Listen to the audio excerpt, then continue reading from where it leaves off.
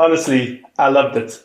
I loved every single second of it. I was excited, a little bit hesitant, curious to see what it would hold. It's one of the best Netflix original sci-fi movies I've ever seen. I really needed this. Sci-fi with action and adventure and heart. Seriously, watch this movie. 힘이 되는 하루 3분 영어 스토리 일간 소울 영어. 한국형 블록버스터 승리호 넷플릭스에 올라오자마자 전 세계에서 최다 스트리밍된 영화 1위에 오릅니다. 한국뿐 아니라 벨기에, 핀란드, 프랑스, 덴마크 등지에서 1위를 차지한 것이죠. 그냥 국뽕에 취한 것일까요? 2092년을 배경으로 한 이 SF 영화 승리호에 대해 해외 유튜버들이 어떤 평가를 하는지 한번 직접 들어보겠습니다.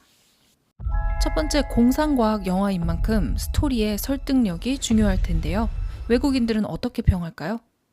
Creativity of this movie is what I have to give it kudos for. I think that's the strongest aspect of this film. The world building was incredible. It's got that upper class classiness about it, and then it's got that rundown grittiness about it, and it's able to merge it perfectly. You do have to wait on it, right? And we're not necessarily used to a story playing out like that. Also, a different method almost of telling a story.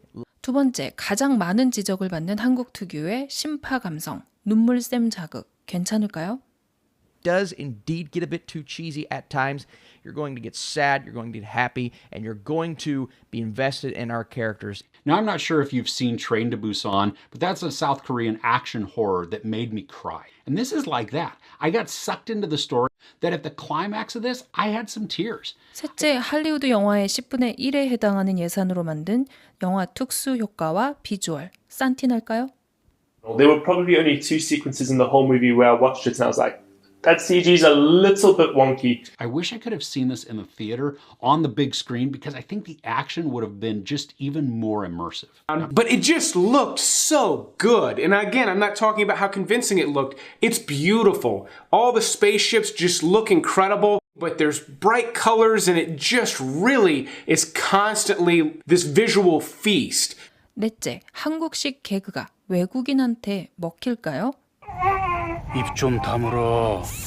난 입 벌린 적이 없는데. Actually is a really fun film. Think of your really fun, not too serious sci-fi action adventure films. And there is a little bit of silliness, a little bit of excess silliness, to be honest. And I think a lot of that results from just cultural differences and changes in the translation. Hi, you wouldn't think that the humor would belong within this film. And while I didn't love all of the slapsticky humor, in addition to the action, there is also a decent amount of comedy to this. I mean, there's even a point of slapstick at one point, and that silliness wasn't terrible. I mean, it might have been slightly out of place in relation to the rest of the movie, but it didn't bother me when it was happening. K-팝의 인기와 작년 기생충 등의 한국 영화들이 높이 평가된 것을 통해 본 것은 세계 시장이 언어와 문화의 장벽을 뛰어넘어 서로 엄청난 영향을 주고받고 있다는 것이죠.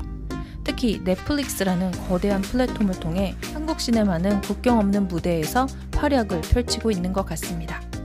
영화도 보고 영어도 배우는 색깔 있는 영어 채널 일간 소울 영어였습니다. 구독과 좋아요 눌러주세요.